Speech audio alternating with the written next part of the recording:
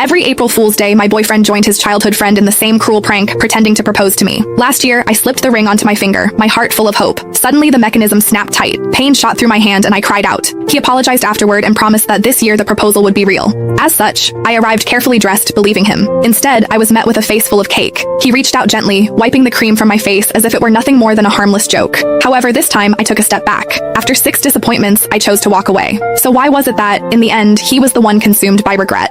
Every year on April Fool's Day, my boyfriend would team up with his childhood best friend to pull the same prank on me. He would pretend to propose. Last year, the two of them laughed like it was the funniest thing in the world, even though my fingers were almost crushed in the process. Later, he apologized and swore that this year would be different. This year, the proposal would be real. As such, when he called me again, sounding urgent and telling me to come to the place where we had our very first date, I believed him. I curled my hair, got my nails done, and spent extra time perfecting my makeup. I picked out a brand new outfit and even drafted the announcement post I was going to share once everything became official. However, the second I stepped through the door, smiling and full of excitement, a thick slab of cake cream slammed straight into my face. Laughter burst out from among the crowd and a girl's voice rang out, bright and smug. I told you Whitney can't take a joke, someone else said. You insisted on calling her. Now look at what's happened. Sylvia huffed and sat on the couch. The mood shifted instantly. The way everyone looked at me turned cold. She was the only girl in their group, the one everyone spoiled. As long as she was unhappy, everyone would rush to comfort her, Nolan included. The first time I met her, she organized a game of truth or dare. When other people got dared, it was just something a little embarrassing. However, when it was my turn, they asked me to do something way out of line in front of everyone. All I said was that it was too much and I did not like it. Sylvia's eyes immediately turned red and she ran out of the room. Everyone ran after her, Nolan too.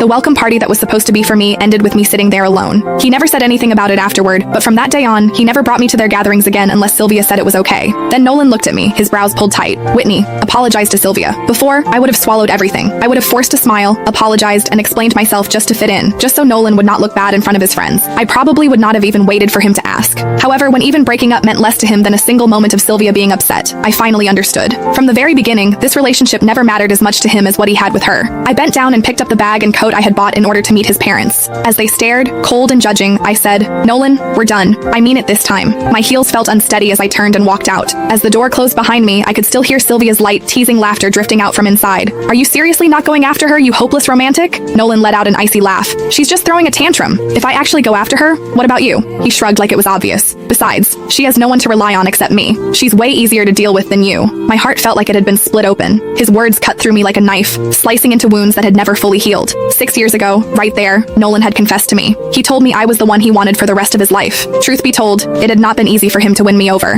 When I was 15, my parents both remarried and started new families of their own. I became the extra piece no one wanted to talk about. I resisted relationships, and I resisted the idea of building a family. I turned him down 5 times. The last time, I was living alone when a stranger started following me. I did not even